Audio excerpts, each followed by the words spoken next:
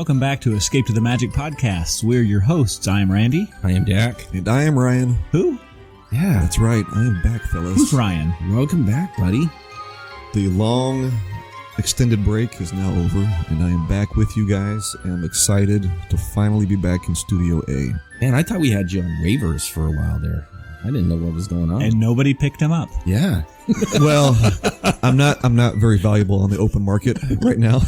I'm still honing my skills. Chasing that NIL money, couldn't get what you were looking for, huh? That's right. Yeah, I entered the transfer portal, and nobody picked me up. Yeah. So yeah, story of my life. So I get it, Holmes. I get it.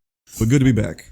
Well, we're excited to have you back, and we're excited this week to talk about what's new in 24 at Disney. And this is actually a pretty big topic. When we started looking at it initially, we thought, there's only a couple things. In reality, there's a lot going on this year across the Disney universe. Yeah, I think so too. I think this year we're going to see a lot of activity. Now, in coming years, who knows? Because we're going to see the fallout of some of the spending cuts and so forth that were put into place, a couple of years back. But I think for 2024, we have a lot of new stuff coming down the pipe. Yeah, so very exciting. But before we do that, I think it would be a great opportunity to hear from our long absent compatriot over here about some of his exploits while he's been away, because you have had some magical escape scenarios yourself. Absolutely had a magical escape. And I need to, first of all, here on the show, I need to offer a public apology to Dack. Uh-oh. For the longest time, I specifically have given him a hard time about his love for Disneyland. Just never could really understand it. Even after our guys' trip, I liked Disneyland, hadn't fallen in love with it yet. Dack, I apologize to you. Here we go. Let me tell you. So we were out there the 27th and the 28th, so just after Christmas. Guys, it was so magical. It was, in terms of ranking all time on my trips to Disney, probably top 5. Nice. It was spectacular. And I had a few comments, a few thoughts here. So number one, the Avengers Campus, totally overrated. Sorry. I agree. California Adventure as a whole, that was our very first park day. We had a good time. Weather was actually pretty fantastic. For me, my wife, maybe a little on the cold side. Guys, we ate at the Carthay Circle restaurant with their holiday menu. Probably some of the best food I've ever had. Really? At Disney. Yeah, just amazing. Just amazing. So what did you, tell us a little bit about what you had. Well, I mean, the restaurant, generally speaking, is just this old Art Deco, old Hollywood style. Yeah. So just a beautiful restaurant, fantastic vibe. I ended up getting the lamb. It was this decadent meat falling off the bone, just amazing piece of meat. And that restaurant was really cool. I think that's almost a must do now if you're out there. Oh, I wanted to say, so I was listening to you guys, the episode of Christmas Buy or Sell. Oh yeah. And I mean I actually love this episode, and I had a few thoughts. So number one, you guys both sold on going to Disney the week of Christmas. Yeah, you can speak to this. I would say probably before this trip, I would agree with you. Absolute sell. But let me tell you, we've talked about managing expectations on this show many, many times. And the expectation going out there that this was going to be a crowded week at Disney, and it certainly was, definitely a 10 out of 10. With that expectation, with having Genie Plus, we were able to do everything we wanted to do without a problem. Wow. I would say the only times we really had to wait for an attraction or ride, we did wait for Indiana Jones for about an hour.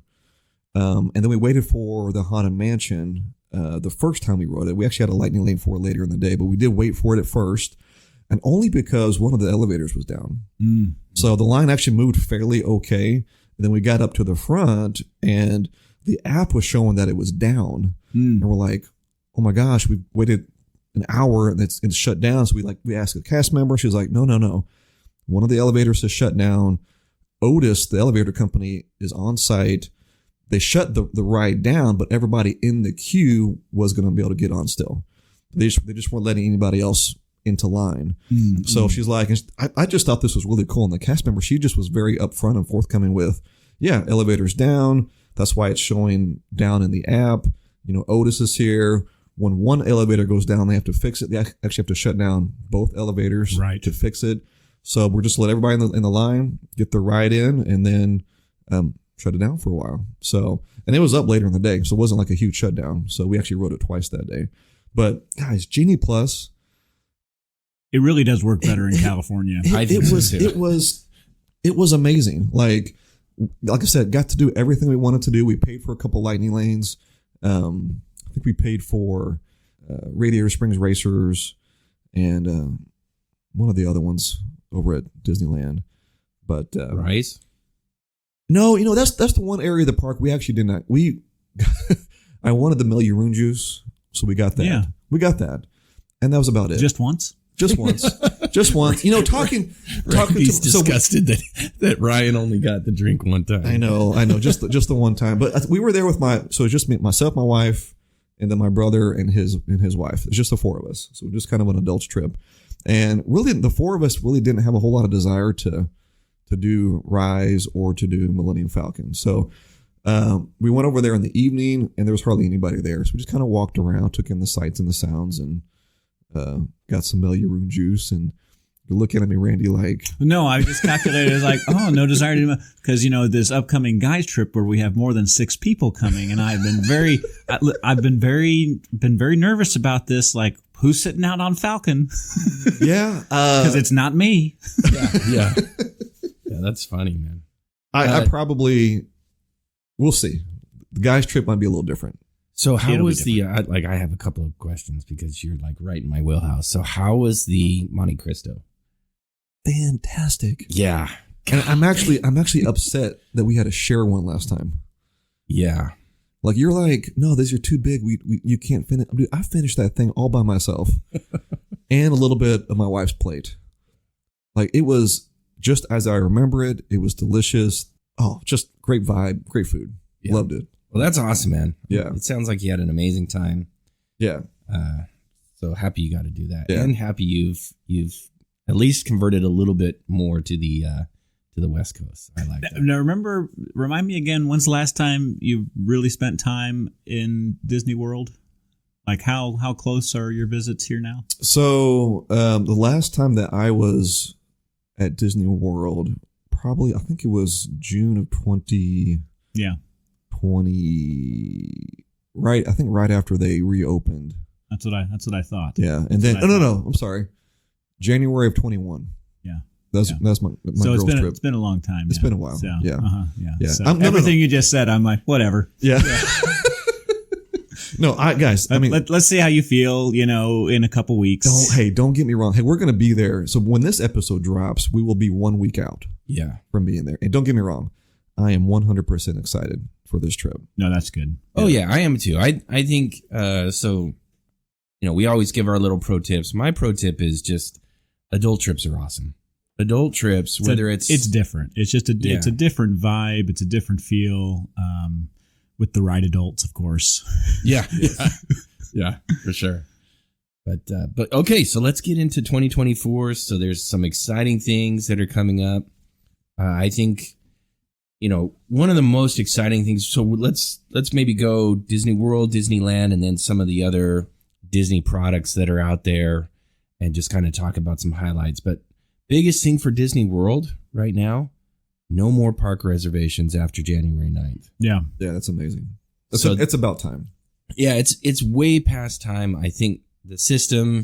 I will let me put it this way. I do want to say this. I think this is I'm pro no park reservation, but it has been interesting to me to help. Ryan, we just talked about this again. This is a constant running theme on this show of managing expectations.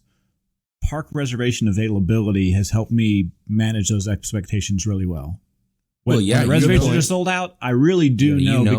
Because we look at crowd calendars, and remember, crowd calendars are just forecasts. Nobody has any hard data behind it because Disney doesn't release that information of, we've sold this many tickets for this particular day.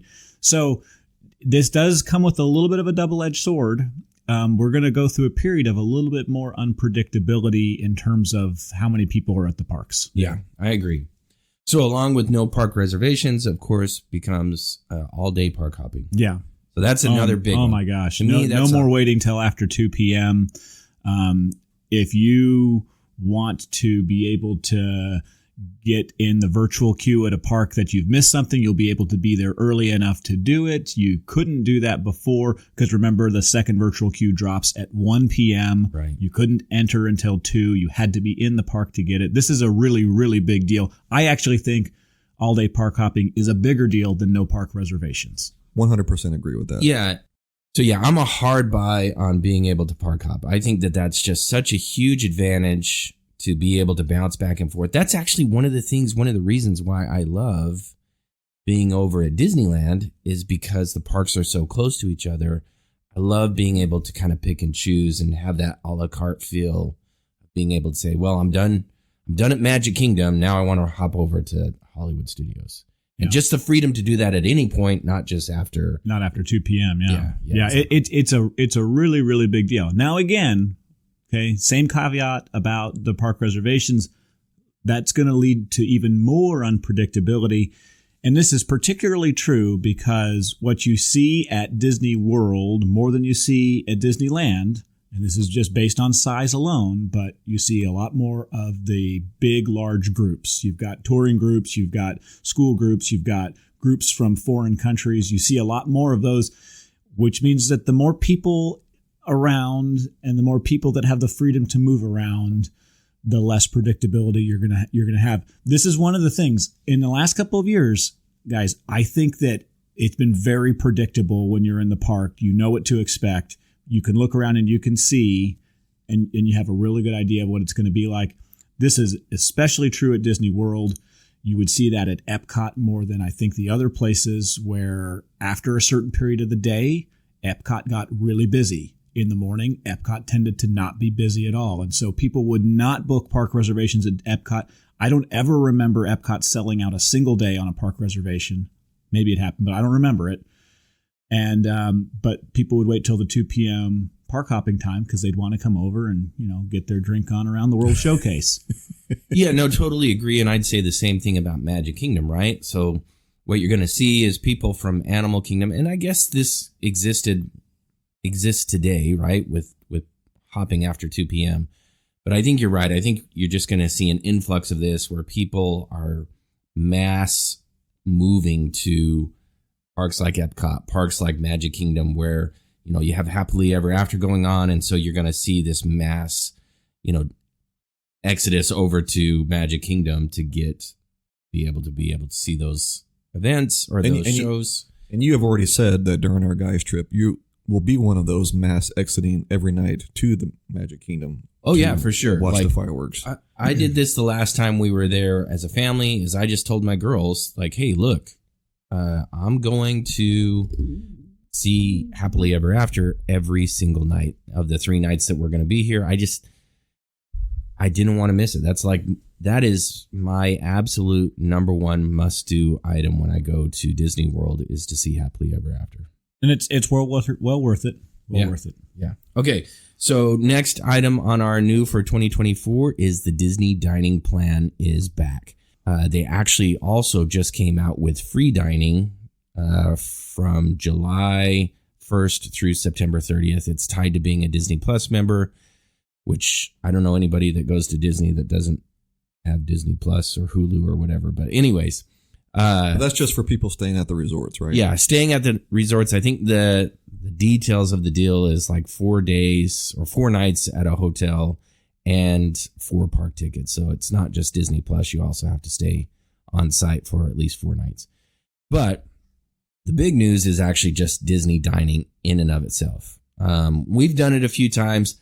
I love it. It kind of takes, you're still paying for the food, obviously, but it just takes that, that shock factor out of it whenever you get to the end of your meal, especially a character meal, and they bring that big check. That's not a fun moment, no matter how many times you got to see Mickey or Goofy during the meal. When you get that character dining check. You're feeling goofy at that point. Yeah, you're feeling a little goofy. That's right. So Disney dining just allows you to basically, for those who don't know, it allows you to prepay for a certain number of meals, snacks, and treats while you're there at the park. That's just for resort guests. Can anyone going to the park purchase the dining plan? No, it's resort guests only. Oh, okay. I will say, and we should probably, now that it's coming back finally, do a more in-depth dive on the Disney dining plan in the future, an episode that kind of covers that a little bit more. People ask about it a lot. It was one of the things that,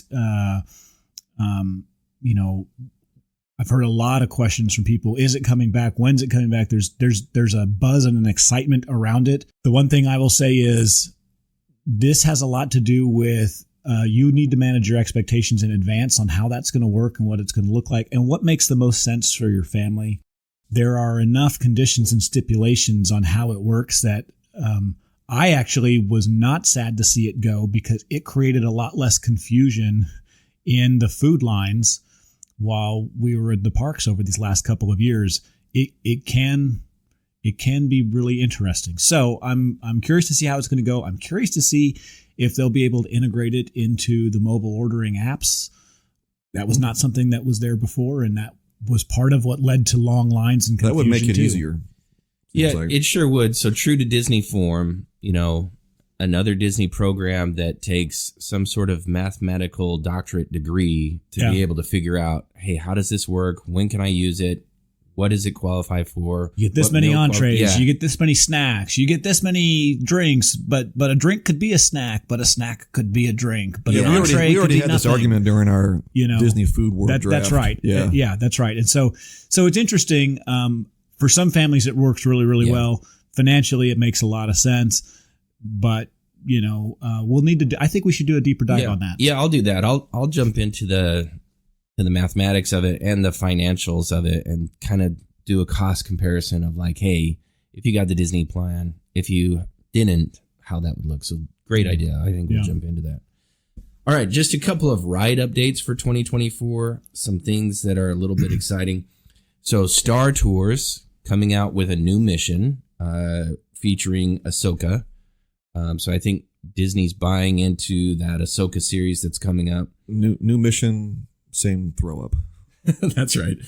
Voyage of the Little Mermaid. So as you recall, that ride and that attraction, it's not a ride, that attraction and show shut down right at the time of COVID. It's been shut down with really no communication about when it was going to open up, if it was going to open up. So now they finally come out and said, yeah, we're going to open that up. It's got a new name. It'll have a little bit of a new show, but kind of the same thing there. It's in Hollywood Studios. Country Bears, near and dear to Randy's heart. Let's not. I don't even. So new songs, new animatronics. I just learned the other day some repeat of the current songs they have. So it'll be a nice little mixture there. Well, Blood on the Saddle better be in that repeat mix. That's all I got to say. And then the big ride that's coming out, of course.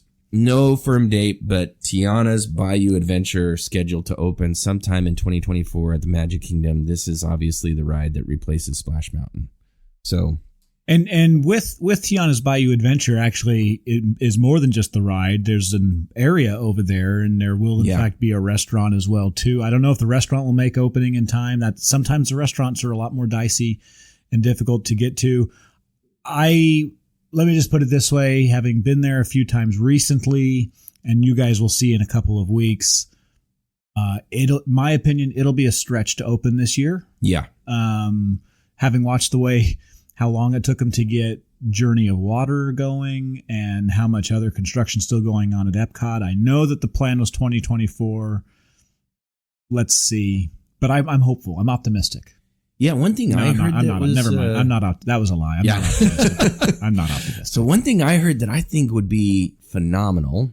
We talked about expanding smaller areas of the park into larger areas. A rumor I heard, obviously this is not confirmed, but that they would convert Pecos Bill into a Tiana's restaurant, and that whole area would kind of be like Disneyland, where it's themed more towards New Orleans Square, because right now, the way Tiana's is starting to look, it doesn't fit into Frontierland and the current vibe and theming. And so they might just kind of create this little corner, if you will, if you, in your mind's eye, think about that area of the park and just make it a little mini New Orleans Square. I'd be in on that. Yeah. The difficulty with that, of course, is that then you're effectively cutting off Frontierland, right? Yeah. You're segmenting the center of it out, where now you'll have a Big Thunder and Tom Sawyer kind of over by itself, while you've got the shops and Country Bears and everything over here. I think something does have to be done. I agree. This New Orleans themed ride doesn't make any sense in Adventureland. Yeah. And Pecos Bill is disgusting, so it does need something new anyway. So, there's opportunities here. So I will say this, being at Disneyland this past holiday season, this past trip, we were able to kind of get in and see the Club 33 door. Got to see inside the Club 33. Somebody opened the door like Willy Wonka coming out of his chocolate factory. I was like, we got to take a picture. Did they do a somersault? he almost did though. But that whole area over there was just super charming. A lot of the shops, just very boutique style shops there in New Orleans Square. I hope this rumor comes to pass. I hope that, like you said, Randy, Pecos Bill, just get rid of it. I mean, it's time. They need to just redo that whole area. Give me a nice Cajun seafood place. It's Florida. It's in the South. We need a nice Cajun seafood place there. That's what I was gonna say. If you bring me some beignets and a little gumbo, give me some crawfish etouffee. Oh yeah, yes, yeah, I'm in on that. How about the Monte Cristo fellas? Oh, yes. I mean, Oh yes. Anyways, I think there's a lot of opportunities. It does make a little more sense at Disneyland just because Pirates of the Caribbean there is themed for the New Orleans Square. That theming, right? Yeah. Is very much a Adventureland theme at Disney World. We've talked about this before, that is frankly an opportunity to expand the entire Pirates theme and franchise into something of its own at Disney World and Magic Kingdom. Right. I don't know. Again, there are lots of opportunities. Yeah. All right. So moving over to Disneyland, a couple of things coming up. So one thing that has been there in the past but is coming back is Pixar Fest. So this is going to run April 26th through August 4th. It's exactly what it sounds like, right? So you're just going to get a lot more Pixar characters. Yeah. Now, let me ask on this have they not been doing Pixar Fest for a while and it's finally coming back, or this is kind of an annual festival that this is their... No. So they shut it down. So good question. They shut it down and it's coming back. Another big news just dropped, I think this week or last week, is that your Magic Key Passes, which is the annual pass for Disneyland, are coming back and opening up. All 4 levels are opening up January 10th. So that'll be a huge thing. I don't know if you guys... Will there be a limited availability on those sales? Because, once they came back to Disney World, they haven't stopped them. Yeah, they really haven't. So that was the big difference, right? And that's what scared me. At the time, I was not going to get another Disneyland pass. I had a Disneyland Magic Key Pass, but I was looking at Disney World however many year and a half ago when they opened up Disneyland's Magic Key Pass. It sold out literally the day of. Yeah. It was incredible, right? Like people online were saying, 5, 6, 7 hour waits to be able to purchase the Magic Key Pass. So it sold out immediately, and Disney World, for whatever reason, did not. But there was a fear going into the Disney World release of their annual pass that it was going to mirror Disneyland. Fortunately, it didn't. And so I think we're going to see a repeat. The demand is there. There's so many more annual pass holders in California than there are in Disney World per capita, right? Like, obviously, there's more people going to Disney World, but I just think there's so many more locals that want that annual pass. I think that's why Disneyland is going to sell out again. That's my prediction. Interesting. A couple of other things coming up at Disneyland to be aware of. This is a big one. So the Haunted Mansion is closing down January 21st at Disneyland for refurbishment. If you remember the news report, what they're going to do is that whole area. So Ryan, you were just there. That whole area where there's a big oak tree and there's not where the queue funnels in, but it kind of touches around the Haunted Mansion queue line. All of that is going to be refurbed and rebuilt out and be more themed specifically to the Haunted Mansion. So it's going to be a big overhaul, and it's probably going to take the rest of the year for them to complete that refurb. How is the current queue not themed to that? I thought it was all Haunted So the Mansion. queue itself, once you pass through the gates and go through, like if you're doing the fast pass or lightning lane, and you chime in, that's where the queue actually starts. What I'm talking about is just outside of that. There's a little bit of a pathway in between that and what used to be the Mint Julep.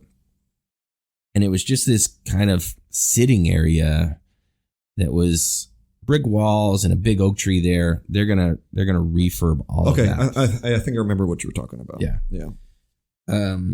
So that'll be a big thing to be aware of. You'd hate to go to Disneyland hoping to get on the Haunted Mansion and get there and not realize that it's not closed or that it's closed.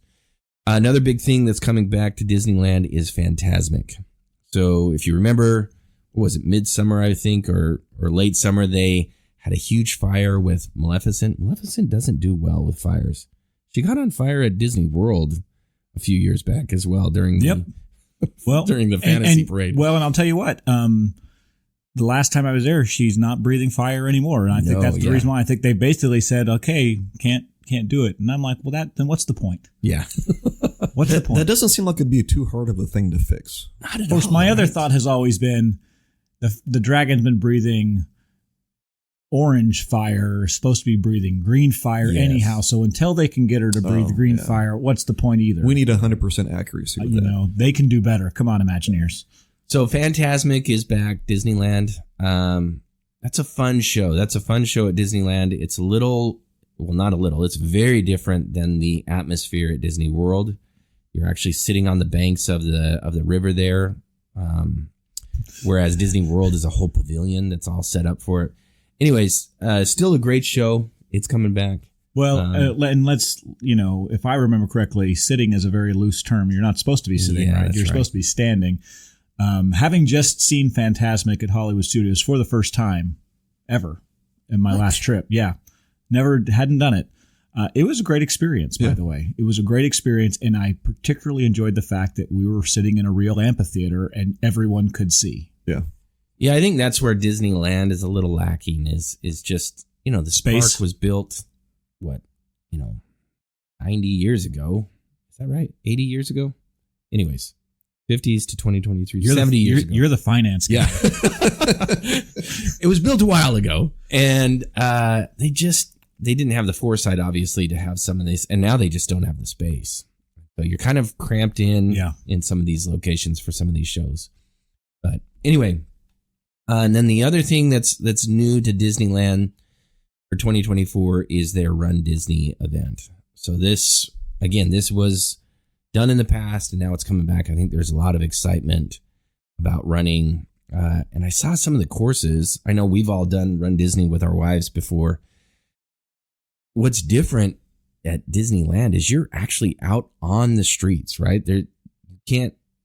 Again, spacing is limited, and so you can't just run these distances all in the park bubble. Like the streets outside of Disney? Yes. Well, I'll pass on yes. that. Yeah. So you are actually running out. Yeah, well, how are you going to do a half and a full unless you get outside? It's literally, there's not enough pathways. If I'm doing a Run Disney marathon, I'm going to go to the World where I can run.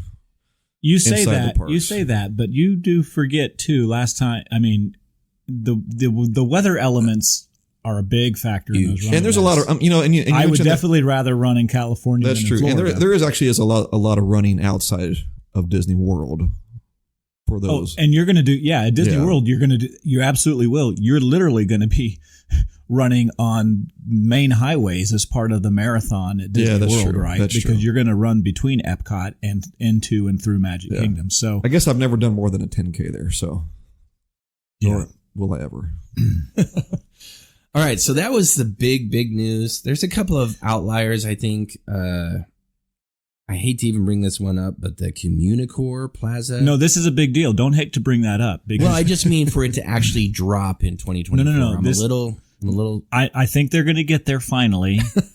I'm telling you right now, and you're going to experience this. This is the most important thing that can be done at Epcot right now. Oh, I agree. It's going to be huge. Just like President Reagan said, Mr. Iger, tear down these walls, right?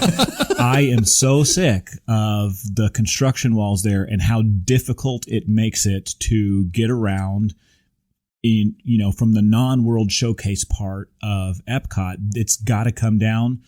And this is a really, really big deal for that reason and that reason alone. I don't think this is going to add a whole lot to the average guest's experience.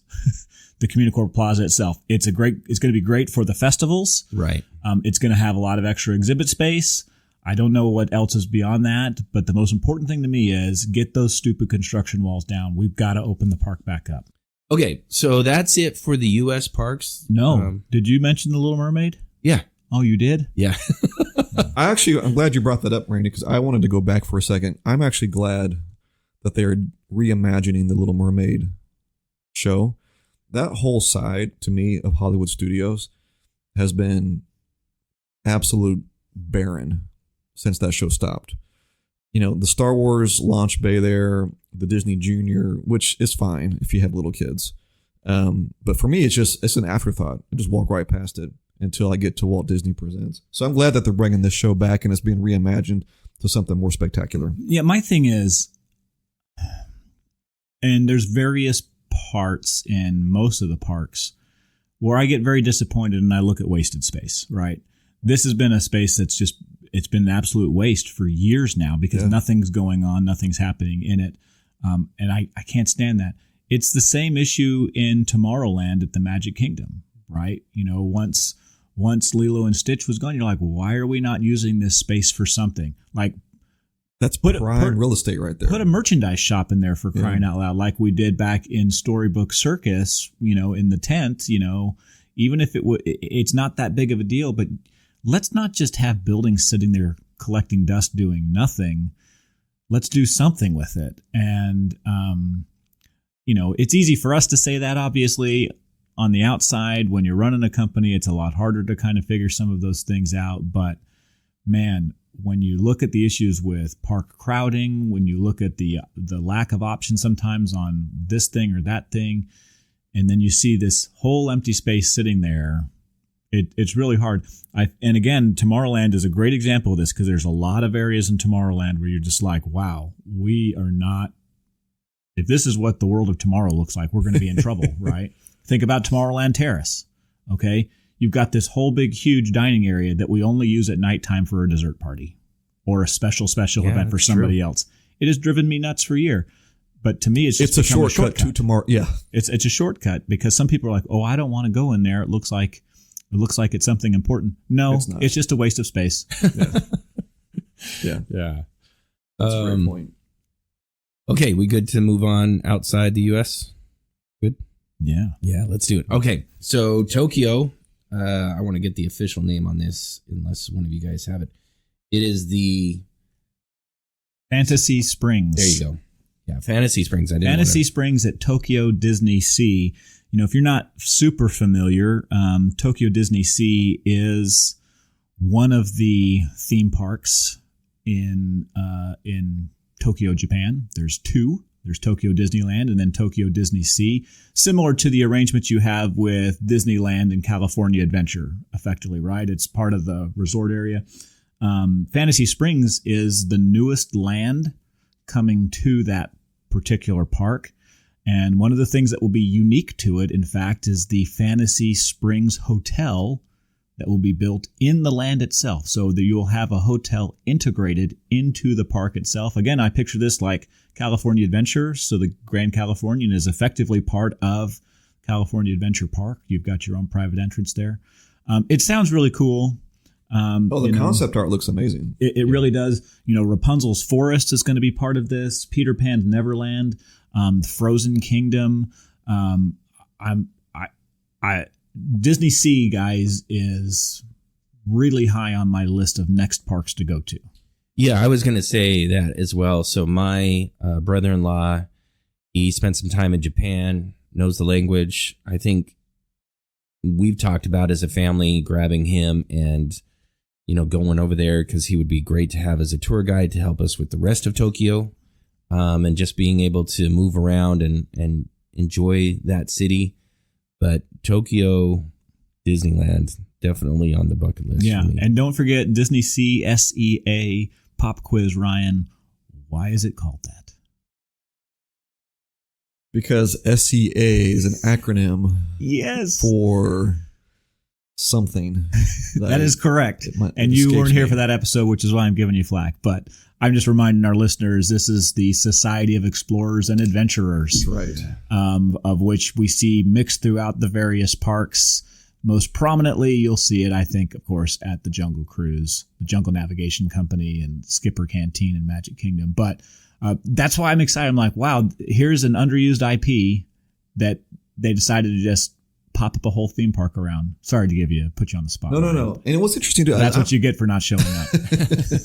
I'm curious. We've given the Peter Pan ride a lot of flack on this show, and I'm curious how this Peter Pan's Neverland is going to look.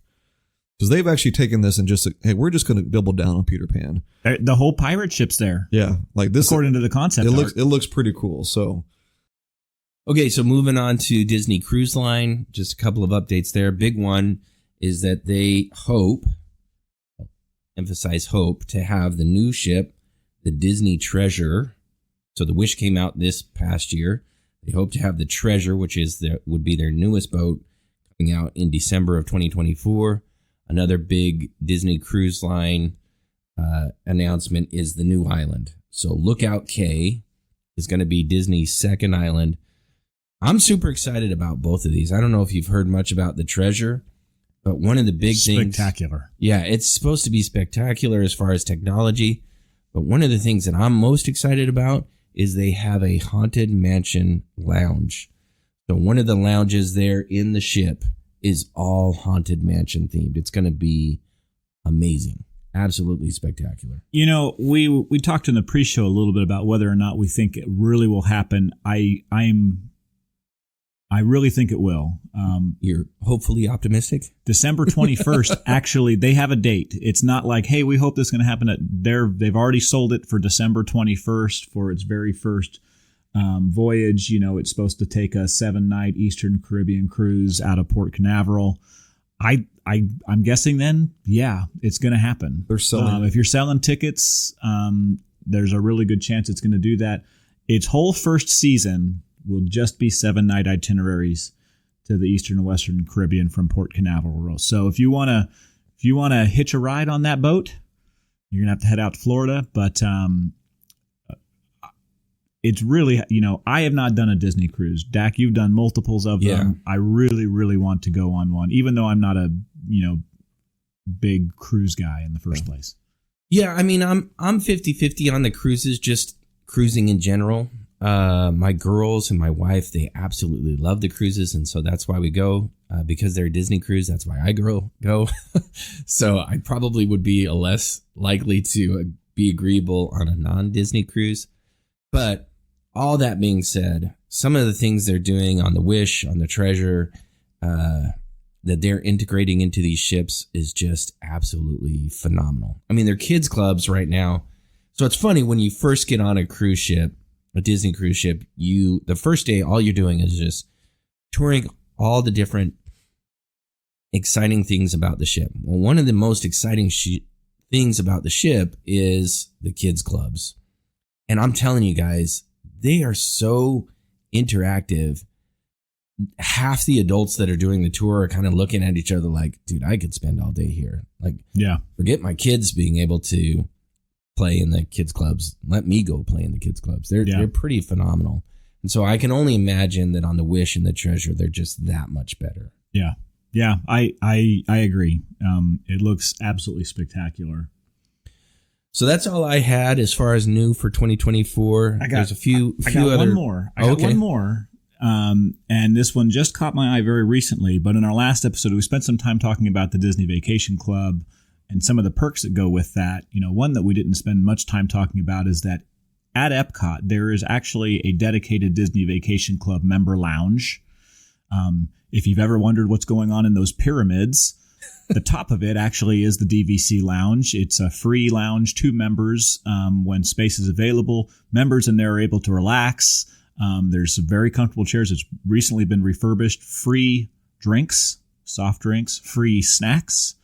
Also, you have concierge services for vacation club members. If you need additional help or assistance with things, there's people that can help you with that. But word has just come out that construction on a new DVC member lounge will begin in Disney World this year. There's not a lot of details on it, but this is important for this particular reason. For years, as DVC members, we've been told that member lounge in Epcot is temporary. It could be going away, it could be going away, it could be going away. And they would continually say, hey, we're going to keep it moving. And that's been great news for us. We love it, especially when it gets super hot and you're like, man, I just want to go put my feet up for a second. It's a great place. And you get an amazing view at the top of the pyramid, by the way, because it's all glass. To hear that they're going to build an additional member lounge, I don't know if it'll replace this one, but to build one and dedicate that's great news, I think, for DVC members. Yeah, for sure. Where would you want to see that? In which park? I would want to see that probably if I were to pick anywhere, I'd probably want to see it in Hollywood Studios. Oh, okay. Just because I think about it, the advantage in Epcot is, my opinion, Epcot is the most, you'll do the most walking at Epcot. It is difficult to navigate because you have to either walk in a big circle from one side of the World Showcase to the other. It's a long distance. That's why Run Disney races are in Epcot, is because of how much space there is. And so you need that. Hollywood Studios is a park that is notorious for its lack of shade, for its hot pavement. So you need a place to kind of relax and cool down. I don't know if they'll build it there, but that would be a great place in my opinion. I can find lots of spots in Magic Kingdom to do that. I feel like I can find quite a few places in Animal Kingdom to kind of sit back and relax. Hollywood Studios, not so much. That would be where I would build it. Cool. Nice. All right, 2024. So I hope each of you listening in are as excited as we are to go and explore and see some of these new things that are coming out in 2024. Let's go ahead and close out our episode with a magical scenario. So we got to come up with a jingle at some point this year. So new for 2024 for the Escape to the Magic podcast is that we'll come up with a jingle to kick off our magical scenarios. There you go. We have to. I'm good with that. Like we're gonna sing it or no? What is this jingle? We'll have to come up with something. Little music, little jingle, little tune to intro the segment. Well, Steamboat Willie now is in the public domain, so maybe we have some whistling or something going on. I don't know. Did y'all see that article about the horror video movie game? Yeah, coming out. Did you see that, Dack? No, I didn't. Some video game creators somewhere have, I think, literally the day that it expired, the IP, they announced they released a trailer of a cartoon mouse inflicting horror-related activities. They're in this video game. It looked like Five Nights at Freddy's, but Steamboat Willie edition. Yeah. Little sad to see. Yeah, but it is what it is. All right, so we were talking over the holiday break, and my family and I were just, like I said, we kind of came up with this whole idea of magical scenarios, and we're constantly throwing questions out at each other. Would you like this? What would you do with that? Blah, blah, blah. And so the magical scenario that we came up with over this last seasonal break was, if you could bring any outside non-Disney IP into the parks and create a land or a ride or something along those lines, what would you bring? So nothing's off the table. It can be any level of, it can even be someone else's IP. So Minions or Jurassic Park or some of these other things that you see at Universal or some of these other parks, the WB I know is big at Six Flags and all of that. So what non-Disney IP would you bring to the parks and why? Mm-hmm. I'm going to need a second. I've got a couple in my brain. Yeah, I do too. But I'm interested to see where you guys go. I'm like, I don't want to go first, but Dack, you may need to go first. I do have an idea though. You want to go first? What do you got? Yeah. So mine is. I don't know why this is the only thing I can think of on the spot, and this is my magical scenario. So I don't know why I can't think of anything better. This is more of a sponsorship than a than an actual IP. But I was just thinking as we were talking about some of these dead spaces that aren't being used, what if we brought in the Sleep Number or... Oh, my gosh. Hear me out. And you create just sleeping stop. sleeping pods in the parks. Oh like part of my problem is that I'm so dog tired.